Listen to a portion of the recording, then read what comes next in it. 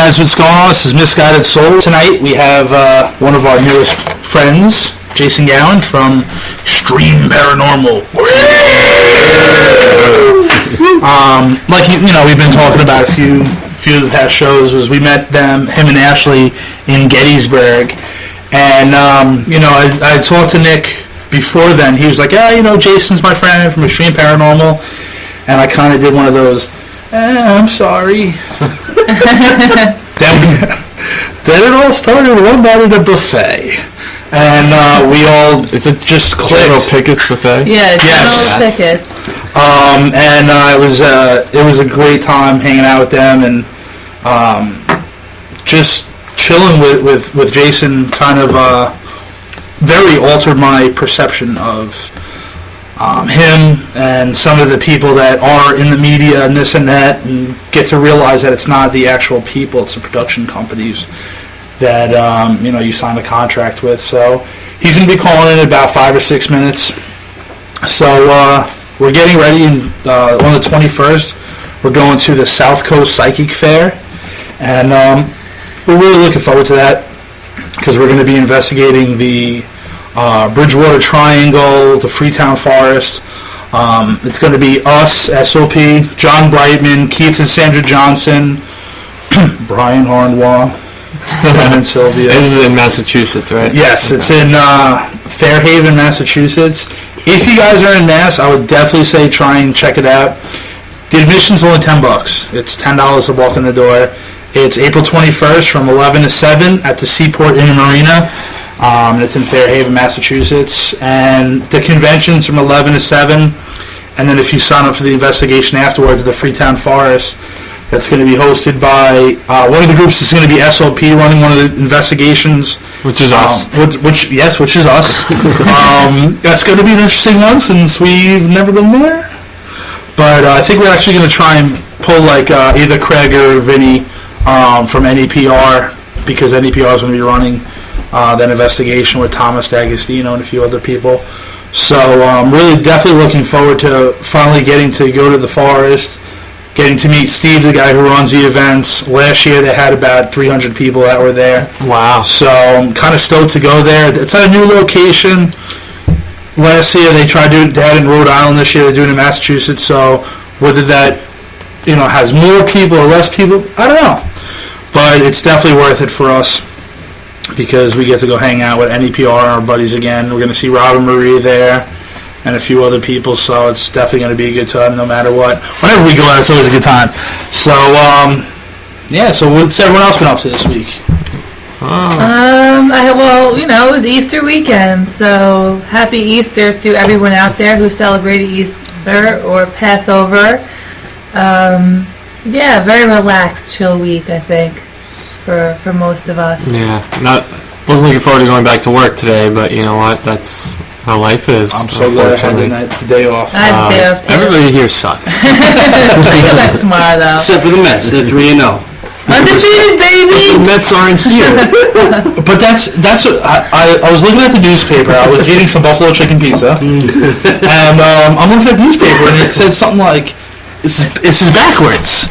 Because apparently the Yankees are 0-3 or something like that. But didn't the season just start? And the Mets are 3-0? Yeah, it is. That's usually how it starts off with the season, though, I feel like. And then the Mets don't win again until 1986? Well, they'll win it in 2086. They'll get a 100-year anniversary. It'll happen. But,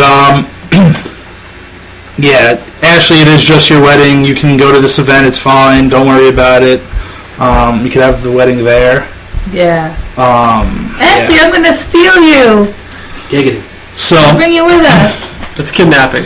Nick has to be excited because a few weeks he's going to be at Frontier Paracon at the Stanley Hotel.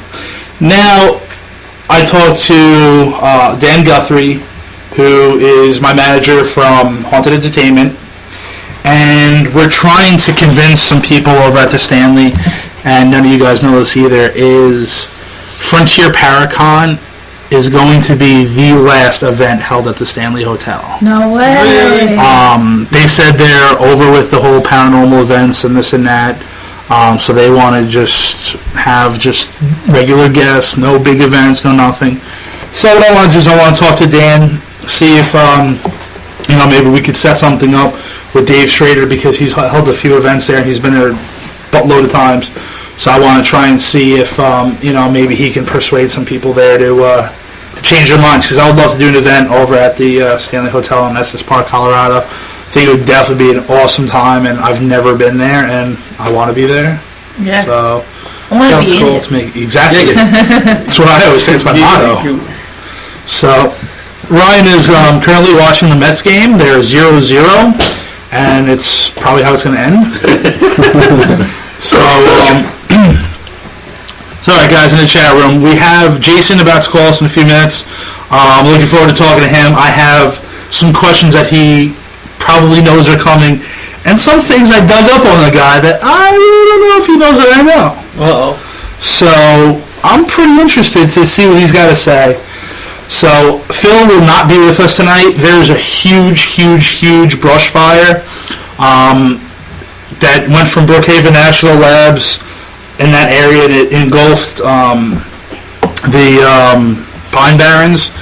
So Phil's running around the woods right now with a hard drive camera, a digital camera, and his cell phone, Trying to document the fire. His brother is a firefighter with Ridge Fire Department, so Doug, be safe. Phil, be safe. Don't trip and burn yourself or die.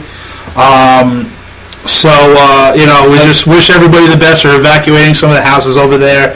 One of his friend's houses, the backyard was on fire. Wow. There's 50 fire departments from all over Long Island, and helicopters just dumping water on there. So, we're hoping to, hear from Phil in a little while, too, to say that he's all right. Hope that his house isn't, in the path of that fire. And Ashley, we're really not sure who the real Jason is. I can pretend to be him if you like. But, so tonight you got me, Chris, it's Matt, Ryan, Carolyn, Brian, and, That's it. I mean, for anyone who doesn't know, anyone who's listening and wants to know more background on our guest tonight, Jason Gowin, he was on the show A&E and Biography channel's Extreme Paranormal. Not only that, if you are into the paranormal, you've probably heard of the Amityville Horror House. He actually was, you can quote-unquote, mentored by George Lutz, who actually lived there after the DeFeo family, where, purportedly or supposedly that are some of the people who's haunting it. So if you have any questions in regard to that, that's obviously a very good person to talk to. If you have questions about Extreme Paranormal, any type of paranormal questions, he's the man to talk to. On top of that, he also did he was co-host of a radio show for a little bit that I don't think is going on anymore, but it was a great show. So he is one of the most informed people. On top of that, you can get the perspective of someone who was in the Hollywoodized version of what we call the paranormal field. It's definitely going to be an eye-opener, I think, for a lot of people that have never heard him talk about his story before. And on top of that, he goes around country, he does tours, he does presentations. So he is, we're excited to have him on. He's one of the, best guests we've had. Yeah. No doubt about that, and we look forward to talk to him. So if you're in the chat room now, no doubt, get some questions ready, because he's the man to talk about anything Amityville Horror, about his experience on the Extreme Paranormal, or any questions probably really regarding what Hollywood perceives or what you perceive as the paranormal field, and probably what the difference is. You probably don't actually believe that's how it actually is. Yeah. So if you have questions, what is the difference? We'll probably be asking some of those, but definitely get some ready, because if there's something we don't ask, ask him, and we'll try to answer as many as we can, and have him answer as many. So. Yeah, especially because his thing ended up being two episodes long. Hello. Hi. Hey Jason, what's going on? Hi, kid. just in time. So how you doing today? I'm good. I just took off all my clothes. I'm ready to do this. Excellent. We're all naked here too. Wouldn't So, want it any other way. we're reciprocating on this end. We're all naked here as well, if that makes you feel better. Yeah. Yeah, Jason told me last week that he was going to do the interview naked. So I had said, well, Ashley would like that, and he's like, no, nobody would like that. A recreation of the Patterson film. And if you want to see it, can you tell them where your webcam is, what website the webcam is to see you on right now? Wait, right now? You have to go into my Ustream, which is Galley 2 Naked. That actually, you know what? That's a perfect segue into one of the questions that I don't think you knew that I was going to ask you. Chubbarama? Really? Oh, you found that! Yes. Yeah. Yeah, it was kind of an That was interesting. one of the perks of Extreme Paranormal that I didn't count on. Yeah. Go into that. Yeah, what's this Chubbarama? Chubbarama? What you're talking about? Well, one day, actually it was an ex-girlfriend of mine messaged me on Facebook it was about a week after Extreme Paranormal had aired, and she said, have you Googled your name recently? And I said, no, why? She's like, you might want to go look at this website. And I said, well, what website? So all that crap was out there, so I was like, I really didn't want to see any of the website. She's like, you're going to want to see this. Uh-oh. So I clicked, and I thought it was like Chubbarama. And I knew people had talked about my weight, but I didn't bank on what I was clicking on. And I did not expect a large man fetish site. And there was a whole centerfold spread about me on the site with a giant picture of me and all these men talking about how hot they were, how hot they were for me. And it's been edited since then. Like, there were a lot worse comments on that site than there are now. So were you flattered? I guess so. I was so really weirded out that somebody who is a husky fella has pleasured himself in my photo, and I'm really comfortable with that. Oh wow, we have it up right now actually. Wow. My favorite line is the one where they talk about burying the fat boy, and they go, "Oh hell no!" And I thought it was funny because Tim Yancey actually commented on everything too. Yeah, that was really. As soon as he still makes jokes about it to this day. But thankfully he used his real name and didn't just pretend to be somebody else on there. I thought that was interesting because I was like, you know what? I was like, I had a few questions for you, and I was like, oh, you know what? Let me Google them, see if anything else comes up. You know, I was like, oh, let me try and check it out. I was Isn't like, that like the third thing in the list of me in the Google searches? It's like not very far down the list. yes, it's right. I was like, Chubbarama, and I was like, oh, okay. And it all started because I was reading an interview that you did with Greg Newkirk. Oh, yeah. And I was reading that whole thing, and I was like, you know, he had a group called GHI and this and that, blah, blah, blah, blah. And I was like, Chubbarama? What the hell? And then I see... GHI was my original group. I know that. I was reading a little bit into it, because at first I saw, like, I was like, Jason and GHI, I was like, he was on Ghost Hunters? And then that's when I read a little bit deeper, and that was actually the first group that you had founded, right? Yep. I was one of the first few members that they had, and we for 10 years we were Ghost Hunters Incorporated, and we were GHI before Ghost Hunters International ever came around. Oh wow. So what you should do is you should call Jason and Grant. I know that you don't get along, Grant. Say, listen, No. you owe me because I founded GHI. We just stayed local. That was pretty funny though, you know, looking you up on through Google, and I mean, there's photos of you guys in like these ugly sweaters mocking John Zaffis and stuff, and hanging out with John. Yeah. Christmas sweater. I used to bust him so bad about that. That was it was pretty funny checking that out. So I enjoyed it. So tell us about you know, basically the main differences. I mean, reading that interview was even more of an eye-opener to who you really are, and really about like the shit that you had to deal with. You know, basically tell us what it was like with Extreme Paranormal, and like maybe before and during EP.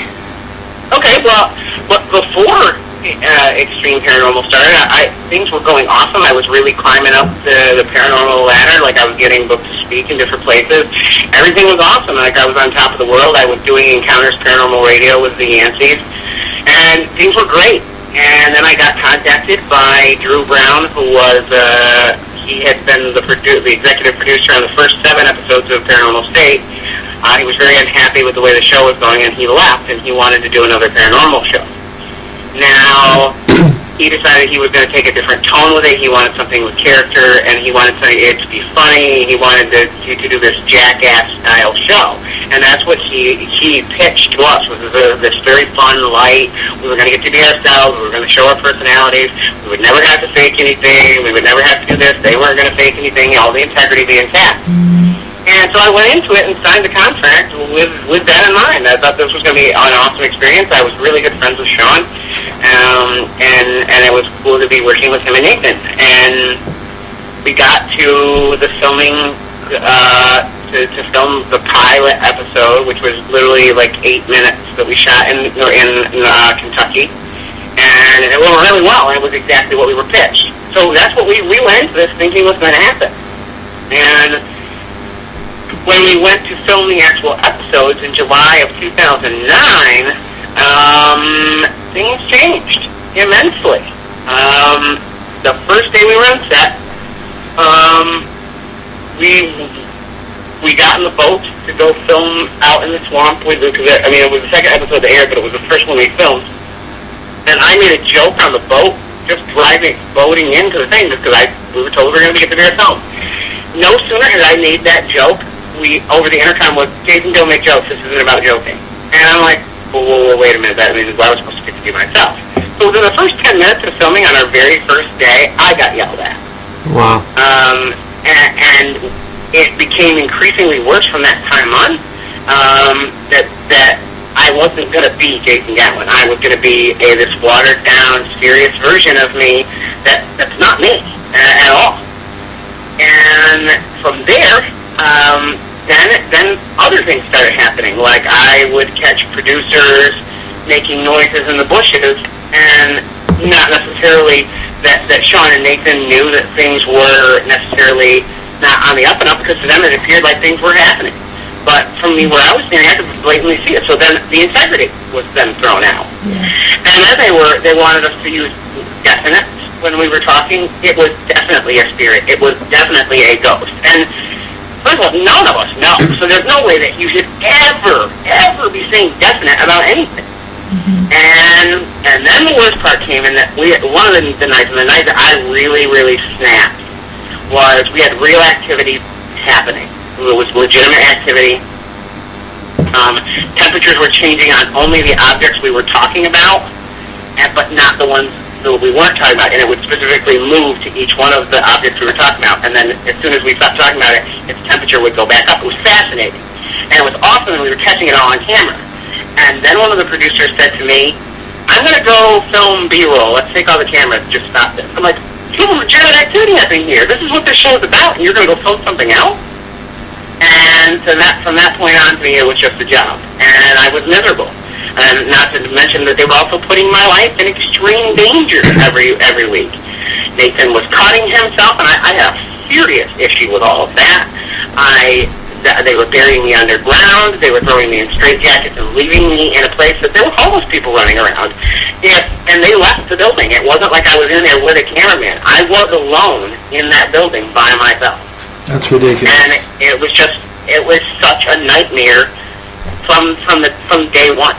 So we started filming. Did you ever say to the producers while they were asking you to do this stuff, like, what did you say to them? Like, well, I would frequently voice my opinion. When the cutting thing happened, I bitched. I was furious because I don't really talk about this a lot, but I had went through severe depression in high school, and I was suicidal for a long time, and I was a cutter. So I take the cutting very, very seriously, and cutting yourself very seriously. And I made it very clear I wanted nothing to do with it. I didn't think we should be doing it. It was going too far, and they filmed it. But not 1 second of my protest of that has ever aired or ever been talked about. wow. I would frequently say, why are we doing this? Why are we doing this? And I would frequently get yelled at. Jason, if you don't like it, then you can pay the fine. Things like that. And for the people that are in the chat room that have not gotten to listen to your lecture, can you just tell them exactly what paying the fine means for A&E? All right, well, when you sign a contract with a production company and with a network, you sign what they call a confidentiality agreement, and it's also a clause in the contract which says you also will do what you're told to get the production done in the way that it needs to get done. And it's basically a code of conduct. And if you break the code of conduct for any reason, it is between a $500,000 and a $700,000 fine, depending on what you did. Wow.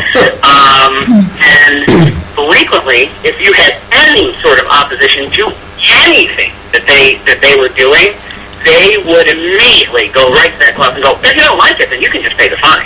Wow. Now, I don't have $700,000 to be thrown around. Mm-hmm. And it was basically a bullying tactic to get you to do what you want to do. Wow. Or get you to do what they want you to do. Now, before going into this, did you have any idea what they meant in the contract when in that clause? Did you have any idea that? I mean, obviously, I guess you didn't. That this is how I it's did not, going to be. because they schmoozed us really big time. All they did was try to sugarcoat everything that was there. So I mean, yesterday they went over the code of conduct and they said basically what this rule means or what this part of your contract means is that you just need to do the show to get it done. They never go over that. They'll turn that exact clause into a very ugly thing.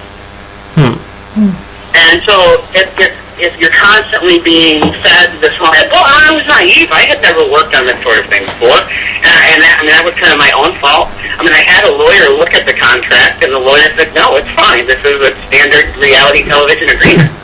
And so I went into it with the idea that was fine. The problem is with paranormal television, and with our show in particular, that most reality television contracts, with that being in there, won't have you being buried underground or cutting yourself. Wow. So in ours, it became a real problem because they were using it in order to get the show that they wanted to make done, even though it was unsafe and completely tasteless. Yeah. So pretty much once you signed the contract, you became a puppet for them, did whatever, you really didn't have a choice in the matter. Oh yeah, I felt like Kermit the Frog. I felt like I had a hand up my ass the whole time, just being manipulated, being told what to do all the time. And it's so sad because I mean you still are, and we all think you're an asset to the field, and then you're forced to do this stuff, and I mean it's just sad, It's, I appreciate that. It was and I think a lot of you guys as well, but it was so. Because I had worked so hard to get where I was in the paranormal, and within a day, it was destroyed. I couldn't get booked at events that I had booked to go and do. People canceled. People didn't want me coming on ghost hunts and stuff anymore. If I would even go with just friends ghost hunting, like at a bigger event like Phenomenology, not specifically Phenomenology, but an event like Phenomenology, they're like a big event, people wouldn't want me at the event and would threaten to pull out and not go to the event if I was going to be there. wow. Now, Go ahead. I was going to say now, since the episodes aired, since people have seen you in that quote-unquote reality television, which we know is not reality investigating, but how has the paranormal field treated you? They treat me like a bitch. It's kind of like they caught me in bed with their wife. It was like I was shunned. I was treated like I had death threats. I had at one particular convention. I've never actually talked about this before, but this group of paranormal celebrities, as they call themselves, waited till the Yanceys were doing their speech, and I was sitting in the back of the room watching Tim and Trish talk, and they waited till the Yanceys weren't going to be there to protect me, and they said, we need to talk to you right away. And a group of 5 of them sat me down and said, who do you think you are with doing this stuff? And I was like, excuse me, I have no control over any of that. That wasn't my decision to cut myself. I didn't cut myself. You can look at my face in the video, and anybody who knows me well enough knows I don't look happy or like myself at all in any of those scenes. Wow. So the show, it seemed like the show's like big motto was pretty much to provoke while they investigated. And for those listening, you can obviously tell that's kind of what their motto was. What are your thoughts on provoking during investigations? Is it similar, or are you completely against it? It depends on what it is. I think that what was done on that show was way too far. It depends on the situation. Like, I'm not going to go into if somebody had you come in to do a case in their house, I'm absolutely not going to be provoking in somebody's house. But if I'm at some place where, like, I know that the supposed spirits that we're dealing with were a rougher crowd and will respond to something like that, then yeah, absolutely, I'll do something like that if I feel like the person that's there or the deceased that are there would respond to that better than having to ask them to have tea with me. Right. Now, the guys that you were on the show with, like Sean and Nathan, do you guys still talk or not too much? Sean is one of my best friends. He probably always will be. I don't normally publicly be nice to him, but I'm going to do it just this once because I know he's not listening right now. Sean's an awesome dude. He and I were friends before, and we'll try and be friends forever. And he and I still talk a couple times a week. Nathan and I worked very close beforehand, and I don't really have a lot of contact with him now. That's cool. I mean, are they still like into the field, or they kind of, once that whole thing started, they kind of faded? Nathan's done two other shows since Extreme Paranormal. He did My Ghost Story and Paranormal Challenge. Oh, nice. So, Sean's working on a project right now within Indianapolis, like a local television. It's an NBC affiliate out there called Twisted Gypsies, and so he does his own kind of, it's sort of like a variety paranormal show. It's pretty cool. It's a pretty cool concept, and it's right for him, and he seems to be having a lot of fun with it. So I'm really happy that he's getting to do more stuff. So would you ever consider doing something else on TV, or is that completely put a bitter taste in your mouth with just television networks? No, I had wanted to work in television since I was a little kid. Would I do a paranormal investigation show? Not unless I had creative control on the end product and when it was all said and done. I would have to be able to say, okay, this is not cool, this is not going to happen before I would ever sign another contract. Like, there would have to be a clause saying, I get creative control over how I'm portrayed in the show and what the content of the show is before I ever signed off to do another one. But do you think that's realistic in this type of field? Like, especially, it's all about ratings with the production companies. Do you think they'll ever actually allow a legitimized show to occur where a team could go in and have it, their way? Realistically, no. That will probably never happen. Well, in our show, like Zach Baggins and Grant and Jason, they're executive producers on both of their shows. So they have say. They have creative say. So, in those cases where those people have the power to veto this, there are people in the position to do it. They just don't, because the ratings and the money matters more than anything. Yeah, unfortunately. The problem is Hollywood doesn't understand that a paranormal investigation show could work if done properly. The problem is they only know the reality genre as it is, and they're not going to try something or take a risk on something that can't be a proven formula to work for them, because there's just too much money involved. Extreme Paranormal, cost $250,000 an episode to make. Wow. We made 4. So they spent $1 million on just the production of that show. Wow. Not including advertising. So if you're talking millions of dollars, no show is going to take a risk. No network is going to take a risk on you unless you're going to produce something that's going to make them money. I mean, And unfortunately, production companies are used to dealing with shows like Jersey Shore or Real Housewives of New Jersey, those kinds of things that produce results and can be manipulated because nobody takes them seriously. yeah. I mean, it just seems like they don't care if it's legitimate or not, like you were saying, as long as the dramatic factor is there for the show, you know, and it's entertaining, they feel, to people, then that's what they're going to air, which is disheartening. Exactly. And the funny thing is too is like we've met you and we've talked to you, and I think the consensus here is you're probably one of the funniest people in the paranormal. Oh, thank you. I have to say that if they would have actually, like you said, let you be yourself on the show, it would have been an extremely successful show, in my opinion.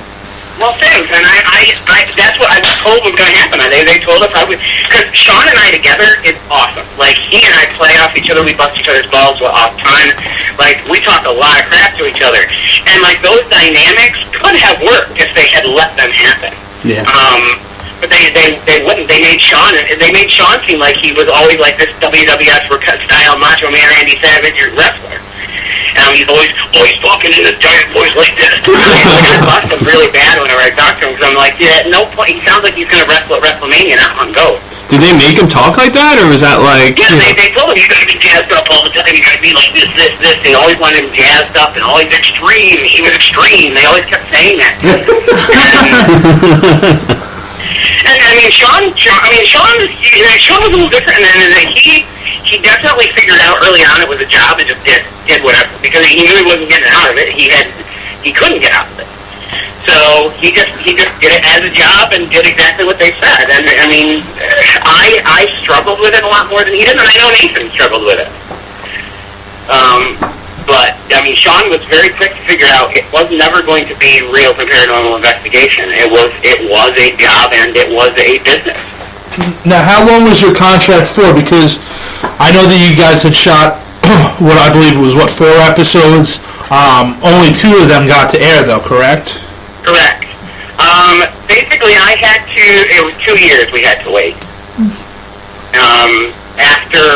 After the first run of the show, so basically it was like 2.5 years. So I just recently, within the last 6 months, have been able to not be under contract. Yeah, that's I remember, I was manning the table during your lecture.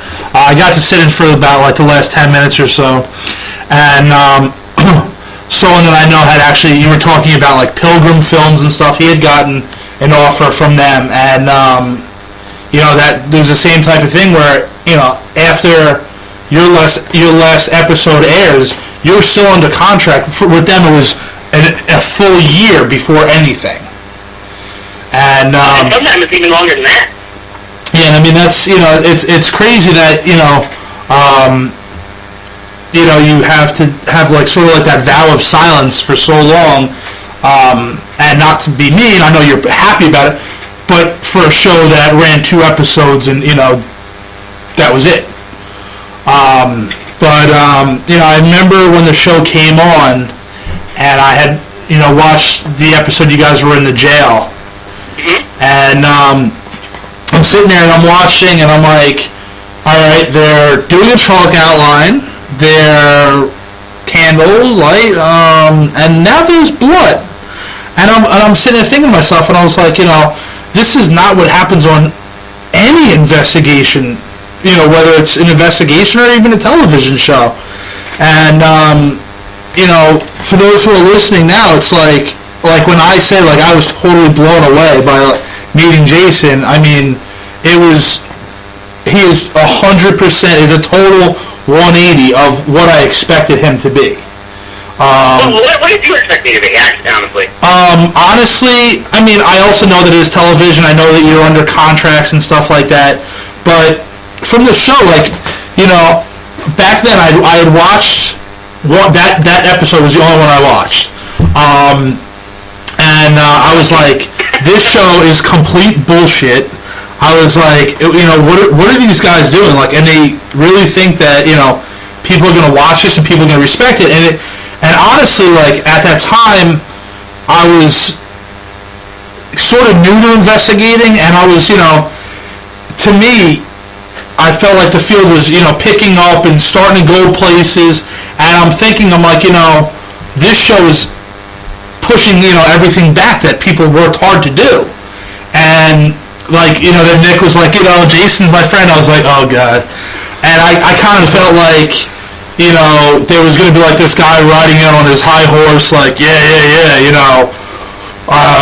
like, the ZB of the paranormal field, acting like Randy Macho Man Savage. And then I saw you sitting down at the chair, and he's like, oh, that's Jason. And I was like, that's the guy from the show. Like, and you were like dying laughing over something. You're just sitting at your table, like, hysterical laughing, and I'm like, no, that's not him. He's too happy. He's too happy. Exactly. And then, then I got to sit in the last few minutes of the presentation, and then that night we ended up going to General Pickett's Buffet. Oh my God, that was fantastic. And I know Ashley hates this, like you had said, but the first thing Jason did when he sat down is he stuck his hand in the little sugar dish and took out one of the packets and goes, excuse me, you dropped your name tag. Oh my God, she hates that so much. That's the exact look that she had on her face, like, again, Jason, like, she had like that, like, you say this every single place we go. And like, when we sat down, like, and you did that, I was like, this is totally not that dude from the television show, like, Yeah. And it was awesome to get to, to hang out with you there, and then the following night we went to Chubby's in Maryland. I have considered driving down just so I can get more of the barbecue sauce. Yeah, oh, that was awesome. That was awesome. Delicious. Yeah. And then you're sitting there in a restaurant with the styrofoam container, and you're like, I love you, kiss me. And we're all dying laughing, and I was like, I wish this dude lived closer. Like, why can't we chill like every day? Like, You had a table of like how many of us?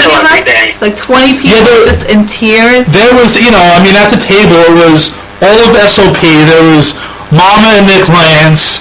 There was some stalker girl. There was Chris Bagman, who's a demonologist, and he goes all over the place. Eric Altman, who's, a Bigfoot expert. And then there's Jason, like, yeah, I'm gonna talk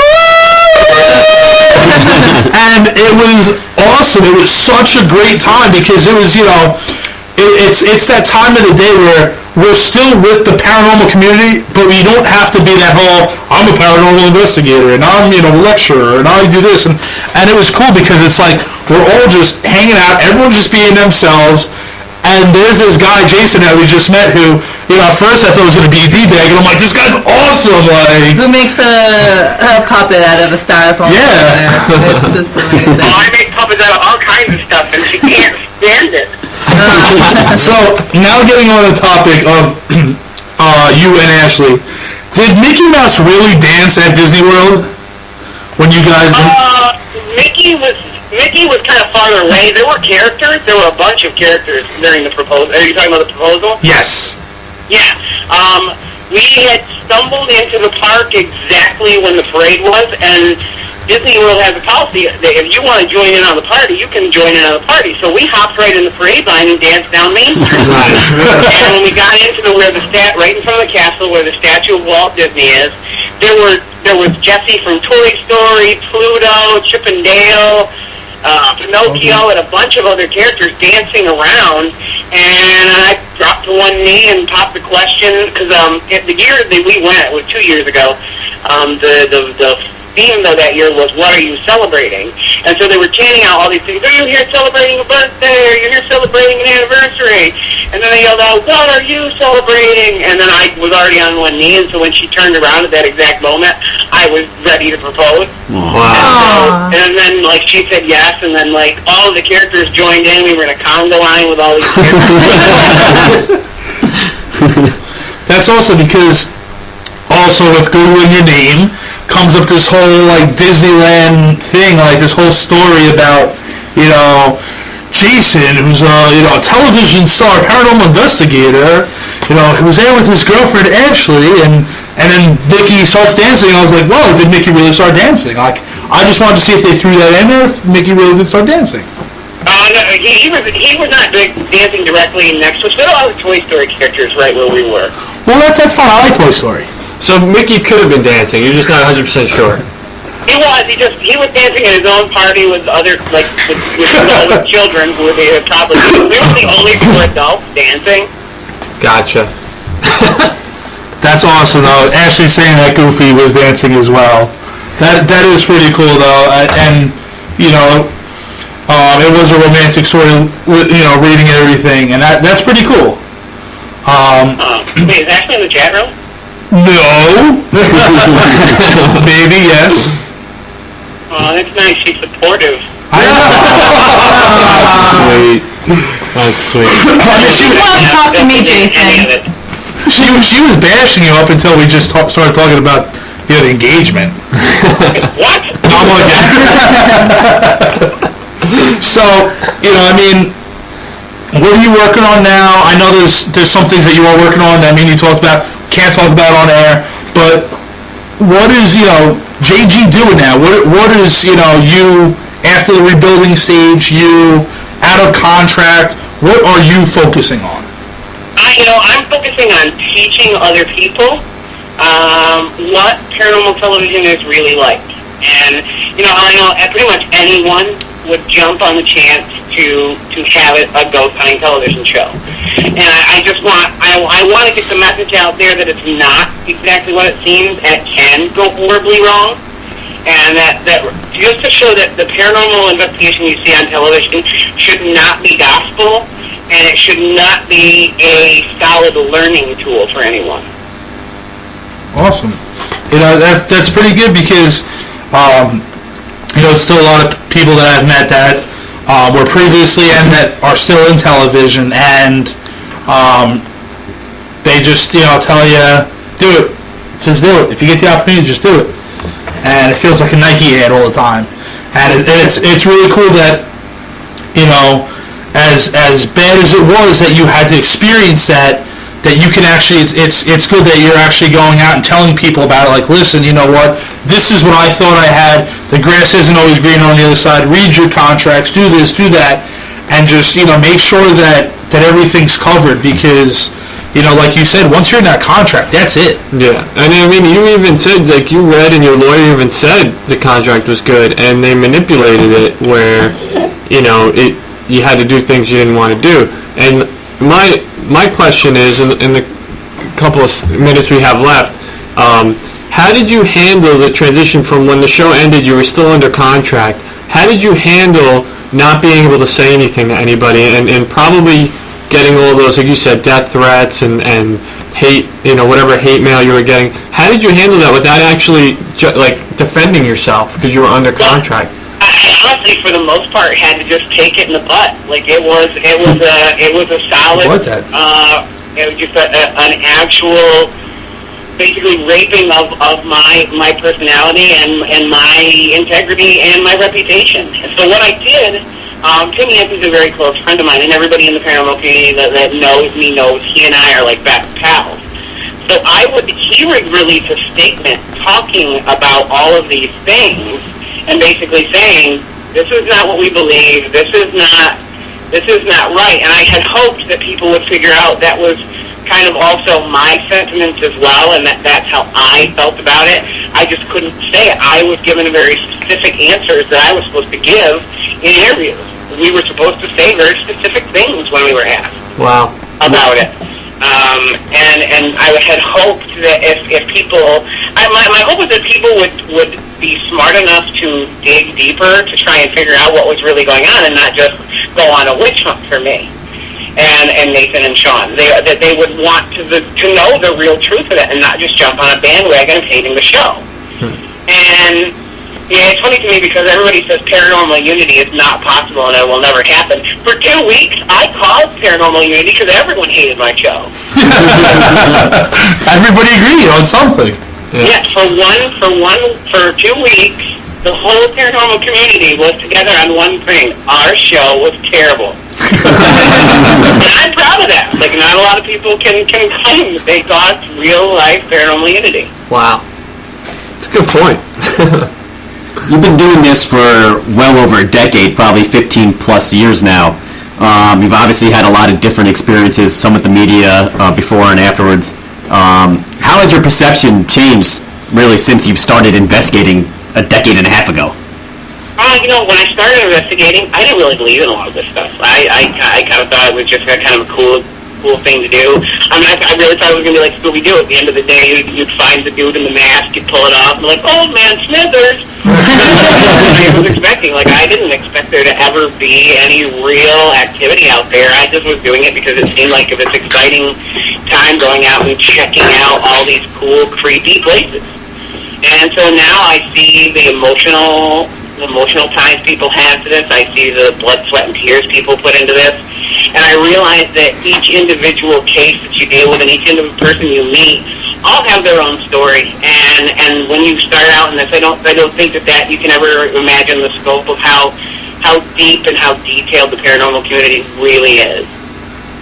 You said that you started really as a non-believer, which means you're kind of a believer now. Was there any really one thing that you could point to that made you flip that opinion, or a confluence, or a couple things? It started as with the church. We call it the Church of the Damned. Mm-hmm. And it was someplace I had heard was haunted from the time I was little. I was fascinated by the stories about the place. And the first time we ever went in there, I mean, I could blatantly see upstairs because it's a very open building, and you can see the entire stairway across the top.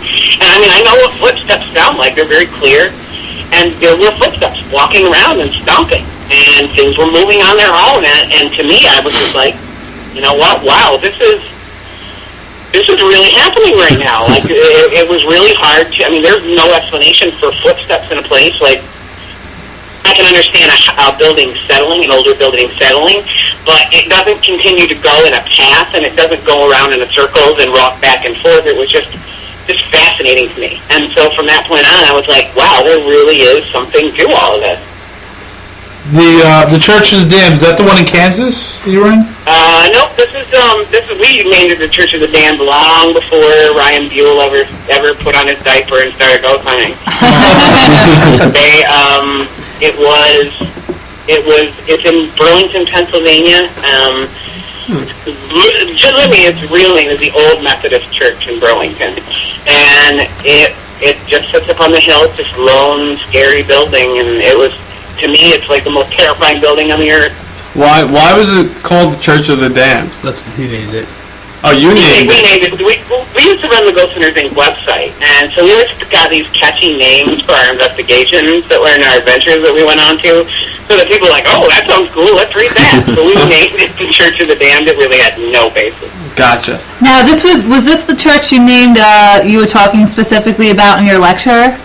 Yes. Mm-hmm. Yeah, that was pretty intense. I've never heard a story like that before, and if obviously everything that you mentioned in your lecture, it definitely was a huge eye-opener for me myself. It was just pretty intense. I know a couple of our guys weren't able to go down to it, but yeah, definitely. So would you say it freaked you out? It freaked me out. It definitely freaked me out to the point of I would probably not even step foot in that place. So, oh, come on, you gotta come down and go. Oh my God! Is it? That's the one that's along Route 6? Yep. Okay, good. I want to go there. I want to check it out. Yes, please do. Come on down. We'll go. All right, let's do it. Only if you come with us. Actually, the guy that is the guy that's marrying Ashley and I, so he'll let us in there, no problem. Okay. All right. Let's do it. Carolyn, if you want, you and Ashley go shopping. we can go investigate. Ashley's also terrified of the place. She had her own nightmare shells come out of there too, so she will absolutely probably take you up on the shopping offer. Okay. I'm down. I've heard her horror stories too, so it's just no thank you. I'll pass on that one. You can tell we've been talking a lot about your presentation. Oh, I've shopped with Ashley, and that's actually more of a nightmare than the church ever thought of being. Well, like I said to you, is when we all meet up, Ashley, if we go to American Eagle, don't tell my boss, I get 40% off, so, you know, Well, just tell her. at least it'll be a little bit cheaper on you. Oh. Thanks, buddy. Because you know that she's going to go and shop anyway. So, but, alright, we have just about a minute left. We're going to start wrapping it up with Jason. Jason, what I actually want you to do is stay on the line. I want to just talk to you briefly once we end the show. Okay. Alright, guys, it's about, honestly, all the time we have. April 21st, like I said, if you guys are going to be in Fairhaven, Massachusetts, come on down. We're going to be at South Coast Psychic Fair. We're going to be trying to hit the road a little bit this summer. We're trying to go to Scarefest in September.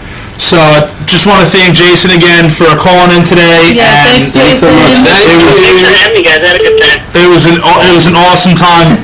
We get to chat with him. He's going to stay on the phone. We're going to have a little bit more of a chat.